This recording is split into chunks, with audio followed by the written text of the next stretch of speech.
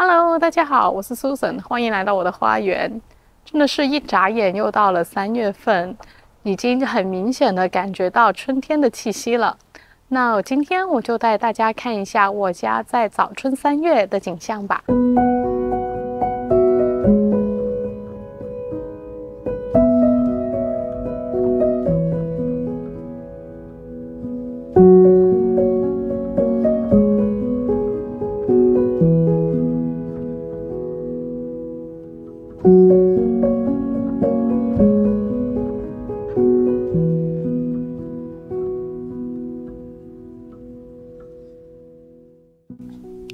那说到早春花园，我想最受瞩目的应该就是各种球根的花卉，例如在我身边的这一个是洋水仙。这一盆洋水仙我今年才种下的，我最初买的时候呢，看包装它应该是粉色魅力，很明显它是错版了，开的这种就是最普通的黄色黄水仙。不过虽然是错版了，它还是挺好看的。它这一盆在我这里已经开了有1个星期了，所以它在球根里面它的花期还算挺长的。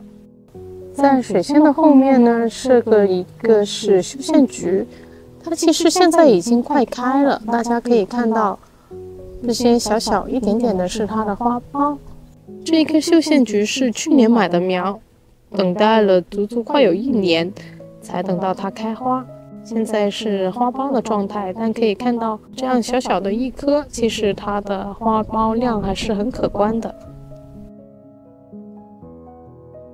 说起黄色的黄水仙，其实我一共有好多地方都种了，例如在这个盆里面，这是最早在3年前买的球，现在今年是它的第3年了。这一棵是已经早就过了它的花期，它是在春节的时候开花的。它3年来从来没有浇水，也没有给它施肥，它每年都能复花。但是挺有趣的是，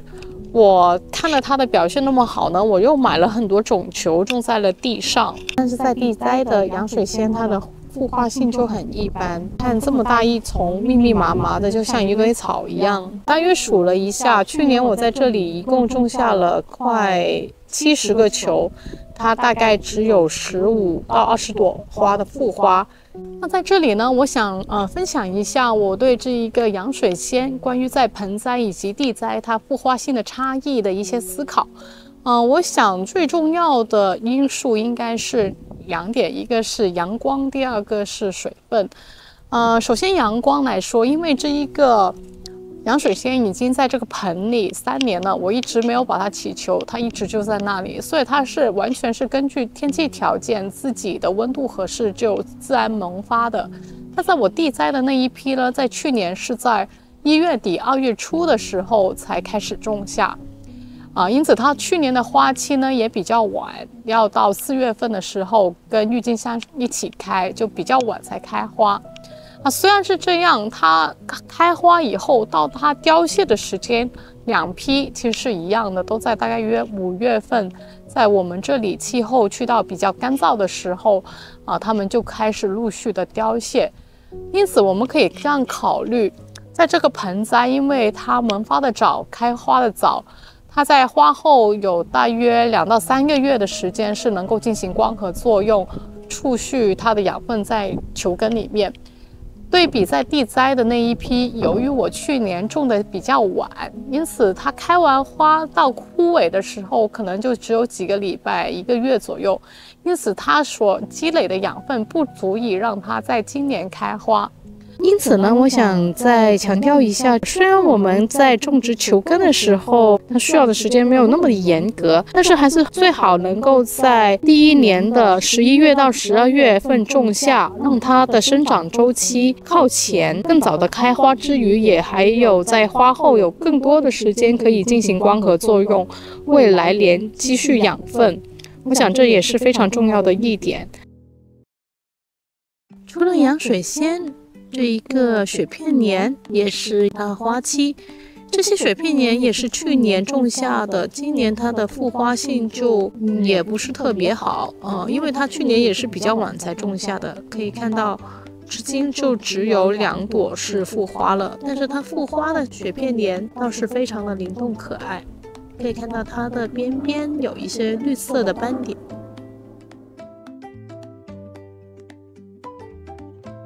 那除了洋水仙在这时候开放的，还有是风信子。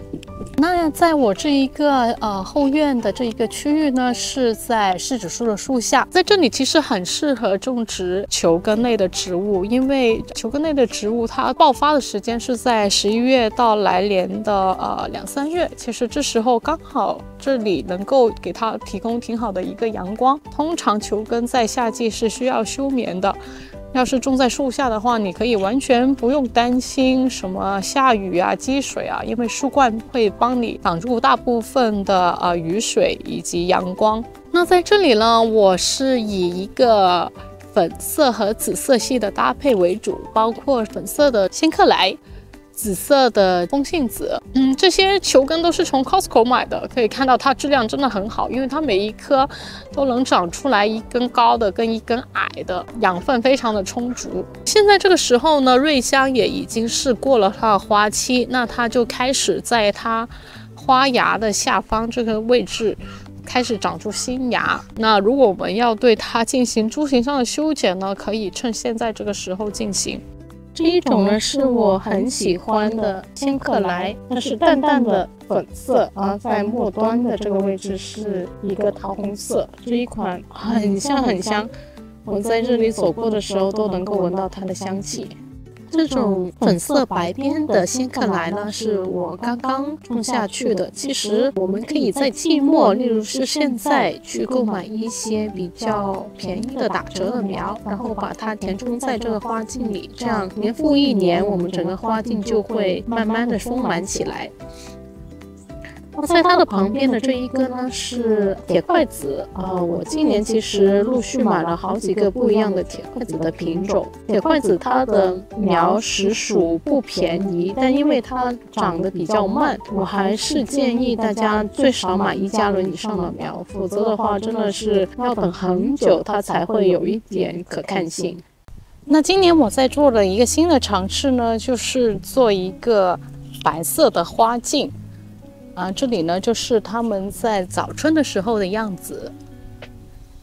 这个白色花茎我是从去年夏天开始计划的，然后这些球根，包括是这个洋水仙以及是白色的风信子，是今年的年初，应该是去年的年末的时候把它种下去的。除了这些是早春开花的白色花卉以外呢，我还种了这一个是杜鹃，它现在已经有花苞了，应该很快就会开花。杜鹃的旁边呢是一棵栀子花，栀子花其实我种的并不是很成功，这是我尝试的第3颗，之前的2颗它们都死掉了，但是它至少在这里它的叶子没有掉光，而且好像还有一个小小的花苞，因此我想可能还行吧，我今年再尝试一次这一个栀子花。在栀子花的旁边呢，我还今年新买的一个绣球落跑新娘，以及一颗白色的月季。关于这一个白色的花茎，我还有一点点想说的，大家也许留意了，我在这一盆绣球以及它旁边这一个是一个白色的月季，大家都可以看到这一圈就是它的盆，我是连盆把它种下去的。原因是这样的，由于我这一个花茎，虽然你现在看着，光线好像真的很不错的样子，但经过我去年的一个观察，就是我总是在冬天高估了它的光照量。我去年曾经在这一个位置种下过一颗白色的绣球，一整年来它的冠幅不但是没长，而且还缩小了。我把它挖出来的一颗小小，去年它可能冠幅是现在的3倍大吧。重要的原因就是，我这里的光照其实一旦是上面这棵柿子树它丰满以后，真的是非常的差。因此今年我就学乖了，在这种需光量要求比较高的绣球呀、月季也好呢，我都是先连盆种在下面。这样的话，即使是它明年我又要发现它不行了，它又像这种冠幅缩小以后，我可以把它很顺利的、很简单的换一个位置，这是原因之一。第二个原因就是我是从我本地的一些花友的反馈中了解到的，在我们这里由于很干燥，绣球它很容易会脱水，